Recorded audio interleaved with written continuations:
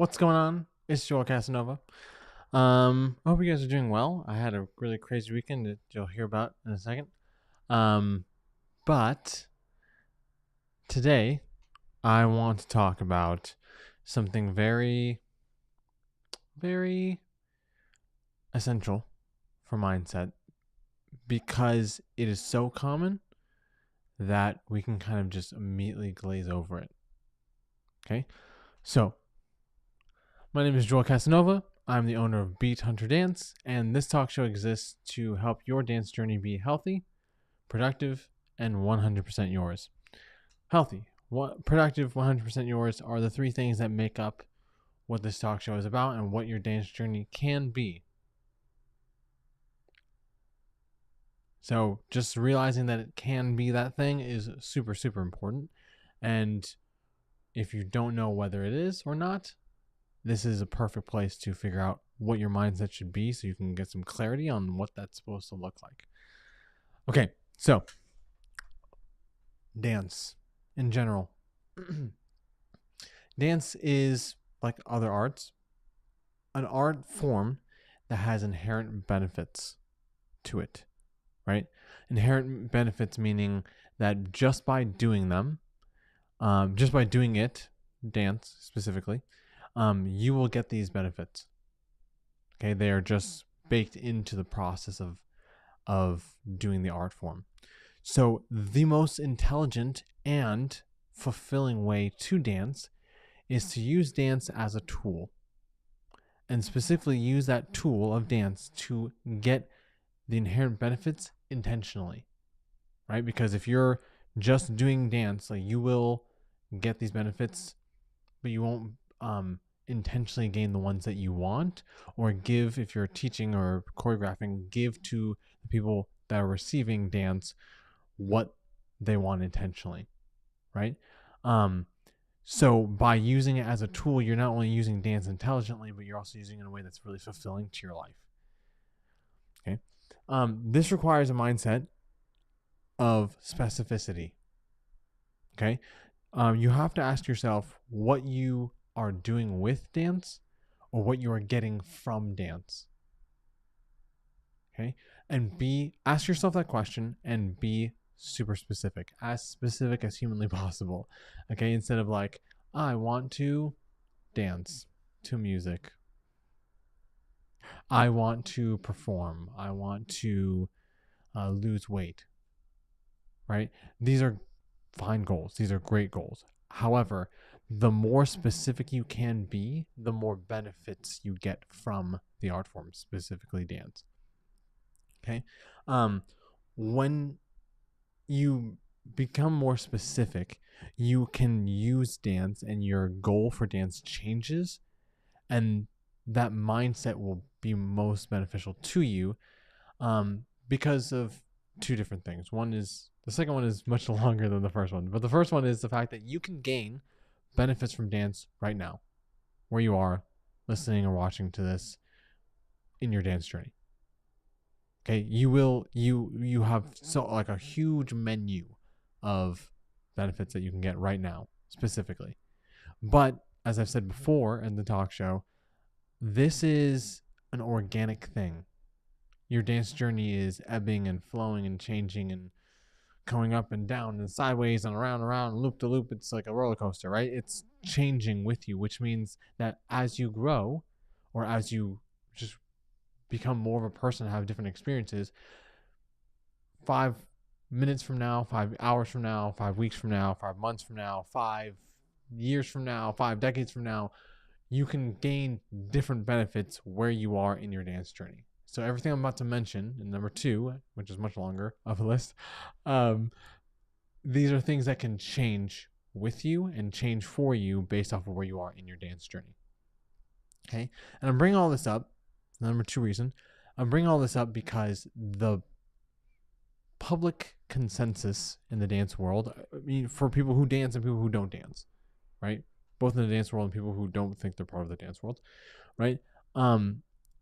The consensus is the goal is to dance good, to dance well, to dance proficiently, to be proficient at dancing, to be comfortable moving your body and executing and expressing movement, right? But doing something well or complex or advanced or difficult in dance is just like one small aspect of what dance is, right? You have this one sliver of dance as opposed to the whole. It's like food means potatoes. And you're like, you're not wrong. It's one thing under the umbrella of food, but food is not just potatoes. There's a bunch of other stuff that constitutes food, right? Dance is the same way, right? The difficult, complex, advanced, proficient ways we dance, and that being our goal, is one aspect of dance. As someone who did competitive dancing for years and then also choreographed for competition and then started choreographing for performances, both dance and musical theater, and performing in auditions, being a performer in auditions and dancing on stage and doing all this different stuff, I understand the aspect of achievement and proficiency, right? That is a good thing. That's a great goal to have as you move on. But it's just one sliver. And when we see it as just one sliver of dance, we make dance very two-dimensional, right? Which goes to today's topic, dancing three-dimensionally. If you don't filter all the other things out and just have one sliver of what you use dance for, right? So you're like, I want to dance to go viral. That's what dancing is for. I post on TikTok and Instagram and YouTube and all the things, and I feed the social media machine and I use it to go viral. That is what dance is. That can be what dance is. That's not a problem. However, limiting it to just going viral makes dance a shell of what it is. It makes it two-dimensional. But if you don't have that mindset and you absorb all the things that dance can be for you, it makes not only your dancing three-dimensional, but it also makes your dance journey three-dimensional. Because you're not just seeing it from one lens, you can see the same object from all the different angles that it can give you. And then you as a person, as you grow and you change and you adapt to what life throws at you or gives to you, right? It's not always bad. You then have this full range of motion, if you can see it that way. So there's several different ways, several different things that change when it comes to dancing three-dimensionally. I can't possibly give you the entire list. However, one of them is expressing emotion. Okay? Expressing emotion could be processing emotion that you have or just releasing emotion that you have. So processing emotion is like grief and joy and confusion and heartbreak and love and all these things that are inside of you that you might not have words for. Okay, and you're like, and so sometimes just expressing it through your body and tapping into that is a great way that you can use dance for. Okay, a lot of dance is a great resource, sharpener.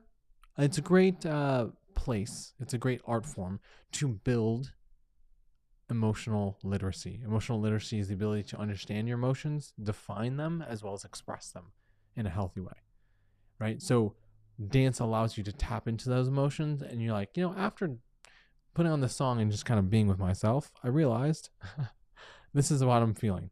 I kind of filtered out through everything. Releasing emotion is just the natural process of things that are happening, right? When you are hungry and you're sitting at a table to eat, right? And you haven't eaten in a while, and I'm like, I'm so hungry, I'm gonna sit down and eat this food. And the food comes, you take the first bite, and it's delicious. Okay? I'm not sure. I've seen other people do this, even if they admit to it or not. But like, you have this little like, hey, like, I'm so happy because I'm eating food right now. You have this joy, this release, this expression that you're dancing for. There's no music happening, but you're moving your body. You didn't have to move your body. No one told you to do that. Right? Same thing with children or adults or people who are like listening to music. I was at a game night last night with some friends, and we had some music playing, and like as there was like a lull in the game, someone went and like, hey, we paused the game. They paused the game and put their cards down. They left, and everyone else was listening to the music and just started moving and singing to the music that was playing in the background. They could have just sang. They could have just enjoyed it, but instead they decided to move. Right? You have these emotions that kind of bubble out of you, and expressing your emotion and just releasing that emotion like a pressure valve is what dance can be used for. When I do this for myself, whether it's sad emotions, happy emotions, negative, positive, however you want to classify them, when I do this for myself, I'm usually by myself when I do this. And I'm just expressing myself, and I'm like, man, I feel really good, or this music or the specific song is like playing in my head and I get to dance to it, or I'm like feeling this emotion. I don't understand a situation that's happening to me, and so I release it. If someone were to watch, what they would see is something impressive because of the skill that I have in dance. Like, it would be impressive. I'm good at dancing. And if they were to be like, bro, that's sick, or like, oh my gosh, that was awesome, right? My response would be like, get out of here.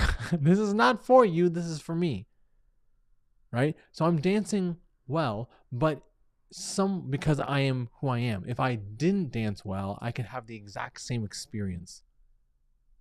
In the same way that someone who dances really proficiently versus someone who doesn't dance really proficiently, when they step into using dance as that third thing, which is expressing emotion, it doesn't matter how well they're doing it, because that's not the goal, right? It's not like you express more emotion because you dance well.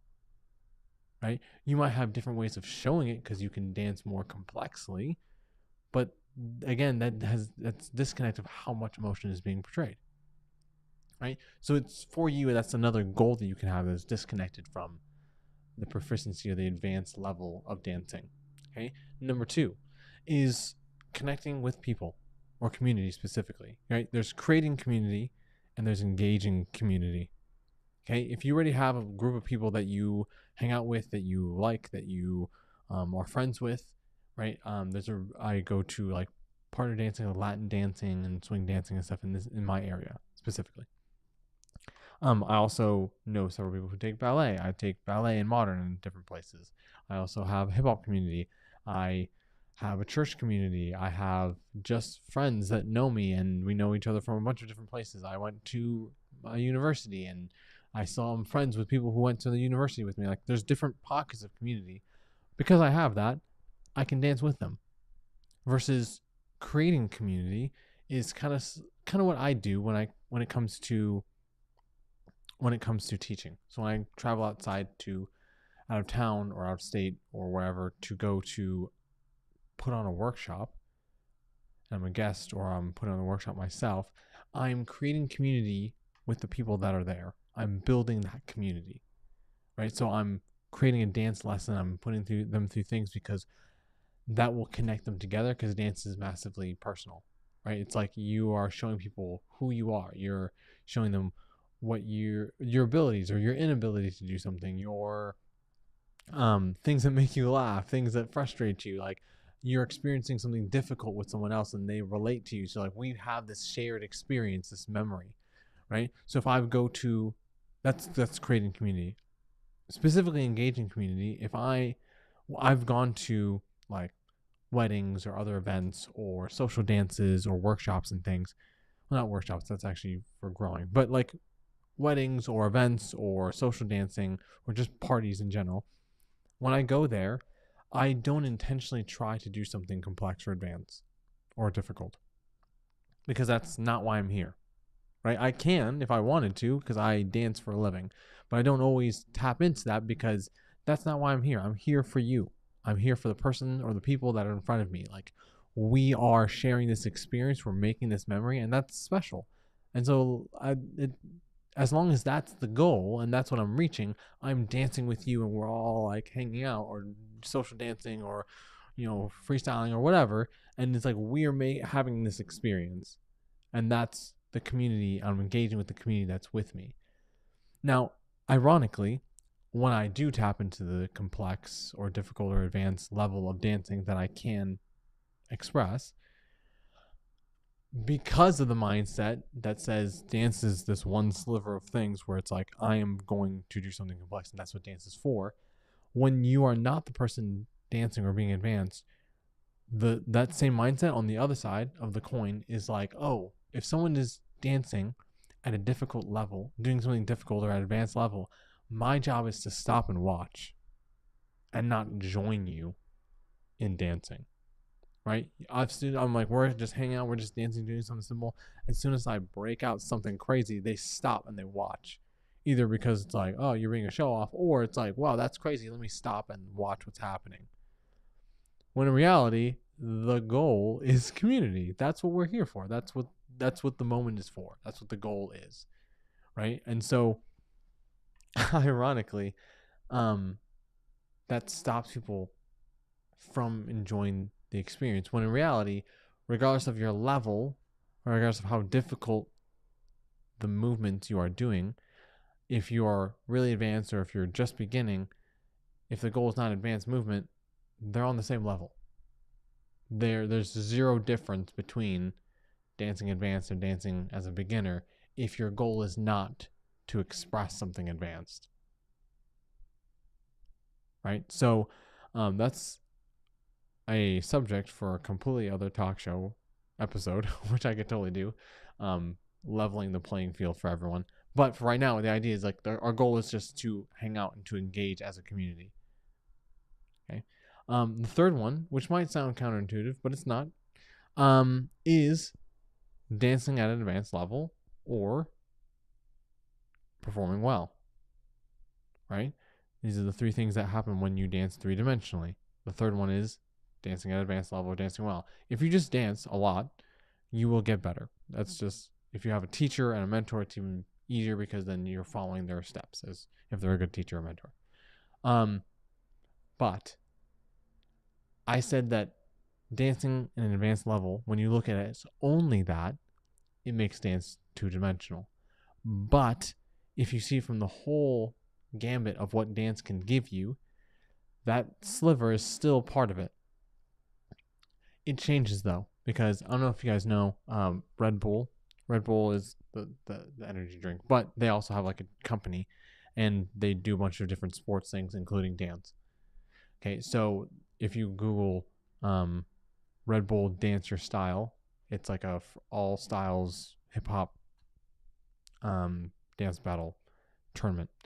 It's super fun. I've been binging those videos a lot lately, and what's fascinating is that you'll see people dance, and they're dancing like for a minute and a half, and they're all doing all the things, and it's like the amount of skill this person has is insane. And then they'll really key into the music as they're dancing, and then something will like stop, and they'll hear this tick tick, and you'll hear tick tick, and he does something very simple, but it matches the music perfectly.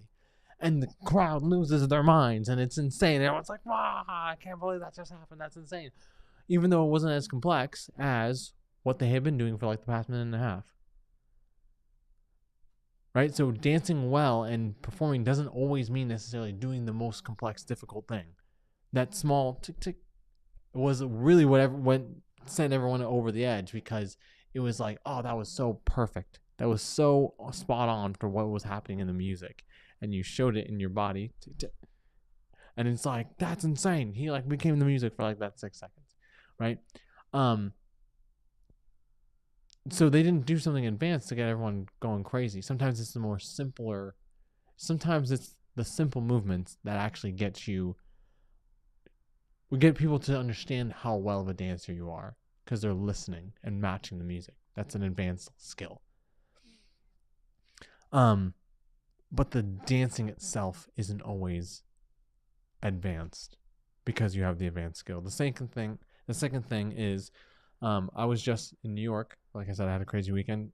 It was so cold, and I literally died of cold. And then I came back because on the second day of the trip, we saw an off-Broadway show. And in the off-Broadway show is called 11 to Midnight, and it was done by Costin Mayer. If you don't know Costin Mayer, look them up. Just type Google 11 to Midnight. 11 is the number, and then 2 TO, and then midnight is the full word, midnight, right? I think it's all just one big word. So the point is, they're on Instagram and all this different stuff. So are Costa Mayer, the married couple that actually choreographed the show. Shout out to Ashay and Tyson, who I also met at the show. Super nice guys, super talented. Oh my god.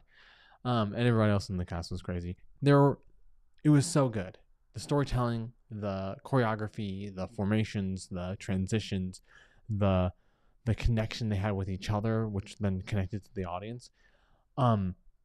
But despite how good the choreography was, part of what made it good, despite how advanced the choreography was, part of what made it good was expressing their character sometimes only took one small move connected to the music to show you exactly what they were feeling. Right? So they'd be doing this stuff and they're feeling this emotion, and it's like, or they'd be like, "Gah," and you're like, "Oh, I felt that." Like, as an audience member, like, that punched me in the heart, right? And it wasn't something advanced that necessarily did that. There was a lot of advanced things that helped you understand their character and their motivation and their interaction with the other cast members. But their character in the show expressed their emotion through them, like, just with small things that were like, oh, it's really the really small, simple, specific things that made you realize that's crazy good. Right? So it's like, I'm trying to put on a performance. I'm trying to dance as an advanced dancer. But sometimes it's the simpler things that make it much better. Right? I love achieving. I love dancing at an advanced level. I love pushing myself. The boundaries are always being pushed in my dance journey. But when I'm creating a character, creating choreography, a lot of times I realize I'm at a level where it doesn't feel awesome to dance at an advanced level because it's normal for me. So, like, if you just try to be like, I have to do a difficult thing, sometimes when you're dancing well, it doesn't feel difficult. And so you can take advantage of that by saying, okay, this is something normal for me. So if I'm trying to hit a specific goal of showing this character or doing something well, a lot of times the simpler things help you. And that's the third one of dancing at an advanced level or performing well, right? These things are all separated from just doing something super technical. A question to ask yourself, which would be very useful, is if your growth in dance had nothing to do with getting better or more advanced, what would you grow with or grow for? Like, what would you do it for? What is dance giving you? What is dance giving to other people? Right? If we're not trying to get to being super advanced or super technical, what is the other goal? Because that other goal is valid, completely separated from this thing. And there's a lot of them. I just mentioned 3 of them. But that is a question that you can will help you listen to your own self when you're dancing and be like, okay, what am I doing this for? I took a class the other day.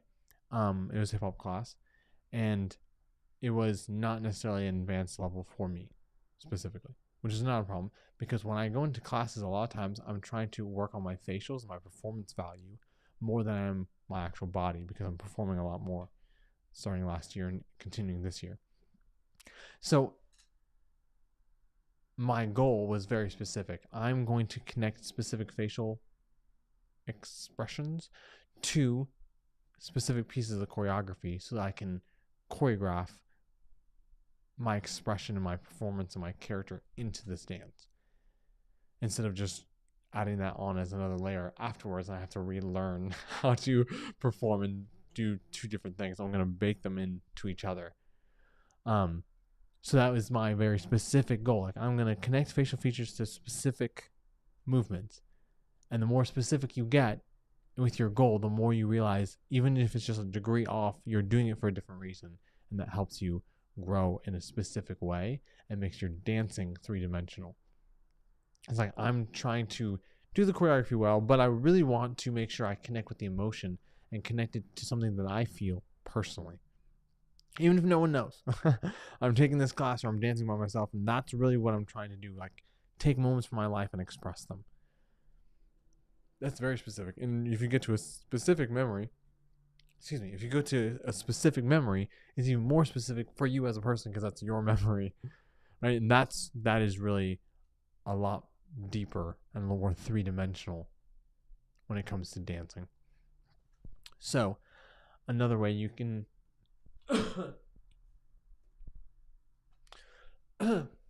another way you can get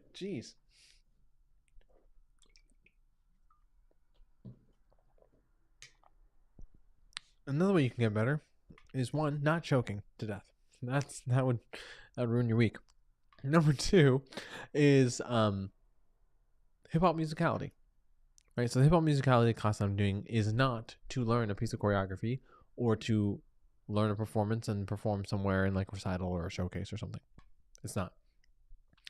It's specifically learning hip hop musicality so you can use it for whatever it is that you want. The goal is specific. And the more specific you can, the more benefits you get. Right? The goal is specifically to build the muscle and the body control in order to have musicality for hip hop. Right? It's very, very specific. Right? That class is starting tonight, 7 p.m. The folder thing that I put on still says starts February 2nd, which is today. So I can change that for later. It starts tonight. All the information I'm about to put up. But first, you can pay me and get the link to the live stream through my website or through my Instagram, either Joel M. Casanova or Behind a Dance, which is just below me right now. Those are, or you can get on my website and you can like live chat me. Anyways, you can just contact me in any kind of way and you'll get the information that you need. It starts tonight, 7 p.m. Eastern time. If you're outside of Eastern time, you can still take it. If you are advanced, you can still learn from it. If you're a beginner, you'll definitely be pushed, but you'll definitely grow from it. But Wednesday is another Wednesday is another conversation that I'm having with a friend of mine. And here is a preview to that. It's intuitive. I think sometimes it's just that our generation makes it something else, you know. A lot of times it's dance is connected with a competition, or it's connected with I have to be good at this technique, or it's connected to um, industry and being good at dance because I want to be making money with dance, you know. But really, it's in all of us, you know. It's something that we all can do and should do. That's right. Yaya Vankova Armstrong, she's married. Yaya Vankova Armstrong, the full name, is going to be our guest for Wednesday. I'm super excited. That clip specifically was very connected to what I said today. However, she gives so much insight. You need to watch that episode. It's like seeing someone who has made it and gotten there, and how it's still a process, and how she grew to get to that point that would bring us all to different end results, but would make us a lot more ourselves. And how her dance journey is awesome. Her mindset. So, Wednesday, you're gonna hear that tonight. Hip hop musicality, and here's the information. Have a great day, and I'll see you Wednesday.